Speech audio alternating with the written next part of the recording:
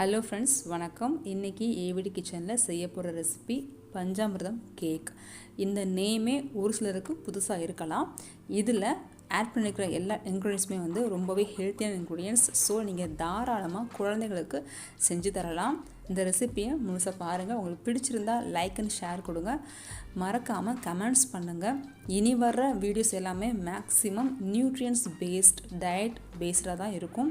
So உங்களுக்கு பிடிச்சிருந்தா நம்ம சேனலை சப்ஸ்கிரைப் பண்ணிவிட்டு பக்கத்தில் இருக்க பெல் ஐகான் கிளிக் பண்ணுங்கள். ஓகே ஃப்ரெண்ட்ஸ், இந்த ரெசிபி எப்படி செய்யணும்னு பார்த்துடலாம்.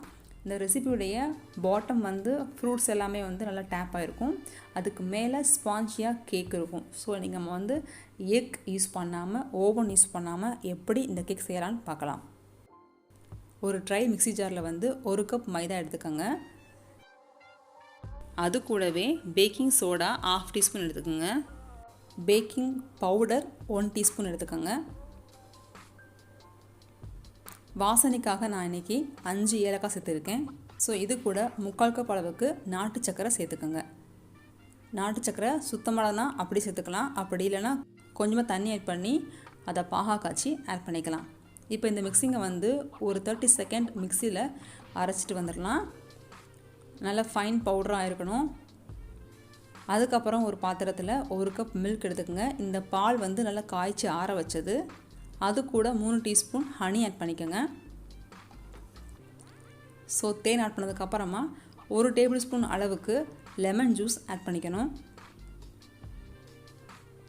இப்போது பால், தேன், லெமன் ஜூஸ் இந்த 3ஐயும் நல்லா ஆட் பண்ணி கொஞ்ச நேரம் விட்டுருங்க.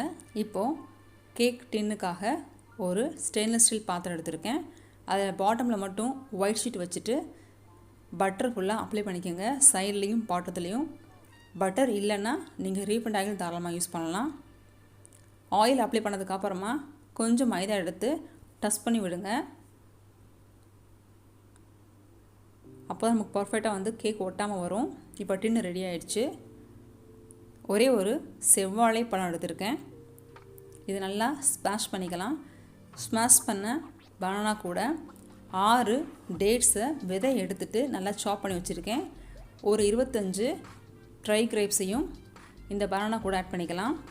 இது கூட ஒரு 80 ml உருக்குன வெண்ணெயும் ஆட் பண்ணிக்கிறேன். உங்களுக்கு வெண்ணெய் அவைலபிள் இல்லை அப்படின்னா ஆயில் யூஸ் பண்ணிக்கலாம். பட் இன்றைக்கி நம்ம செய்ய போகிறது வந்து பஞ்சாமிர்தம் கேக் இல்லையா, அதனால் மேக்ஸிமம் எல்லா இன்க்ரீடியன்ஸும் சேஞ்ச் பண்ணாமல் இதில் பண்ண மாதிரி செஞ்சு பாருங்கள். ரொம்ப நல்லா வரும். ஃப்ரூட்ஸ் சாப்பிடாத குழந்தைங்க கூட இந்த மாதிரி கேக் பண்ணி கொடுத்தீங்கன்னா கண்டிப்பாக சாப்பிட்ருவாங்க. இப்போ பால் மிக்சர் கூட ஃப்ளவர் மிக்சிங்கை கொஞ்சம் கொஞ்சமாக போட்டு ஆட் பண்ணிக்கணும். நான் ஒரு 3 டைம்ஸாக பிரித்து இந்த மாவை உள்ளே ஆட் பண்ணி ப்ராப்பராக மிக்ஸ் பண்ணிக்கிறேன். அதுக்கப்புறம் இது கூட நம்ம ரெடி பண்ணி வச்சுருக்கிற பனானா மிக்சிங்கையும் ஆட் பண்ணிடலாம். ஜென்ரலாக வந்து பனானா, டேட்ஸ், ட்ரை கிரேப்ஸ் எல்லாமே வந்து மினரல்ஸ் ரிச்.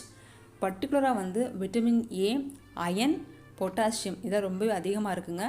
ஸோ இதை நீங்கள் தாராளமாக ட்ரை பண்ணி பார்க்கலாம். ரொம்ப நல்லா வரும். ஸ்டெப்ஸை மட்டும் கரெக்டாக ஃபாலோ பண்ணுங்கள். பேக்கிங் பண்ணும்போது கொஞ்சம் பொறுமையாக வெயிட் பண்ணுங்கள். கேக் ப்ராப்பராக பேக் ஆகி கிடைக்கும். இப்போது பனானா மிக்சிங்கை ஆட் பண்ணியாச்சு. அவ்வளோதான். இமீடியட்டாக நம்ம வந்து இதை கேக் டின்னில் ஊற்றிட்டு பேக் பண்ணிடலாம். இப்போது கேக் டின்னுக்கு மாற்றியாச்சு. நீங்கள் ஓவனில் பேக் பண்ணுறதா இருந்தால் 170 டிகிரி செல்சியஸ் 40 மினிட்ஸ் வச்சுக்கோங்க. அப்படி இல்லைன்னா கடாயில் பண்ணுறதா இருந்தால் இதே மாதிரி கடாய் சூடானதுக்கப்புறம் கீழே ஒரு பிளேட் வச்சுட்டு அதுக்கு மேலே கேக் டின்னை வச்சிட்டிங்கன்னா லோ டு மீடியம் ஃப்ளேம் வச்சுட்டிங்கன்னா 40 மினிட்ஸ் பொறுமையாக பேக் ஆகுங்க. கேக் பேக் ஆகிடுச்சு. இப்போ நல்லா கூல்டவுன் ஆனதுக்கப்புறம் இந்த கேக்கை நீங்கள் அப்படியே சாப்பிட்லாம். இதுக்கு ஐசிங் தேவைப்படாது.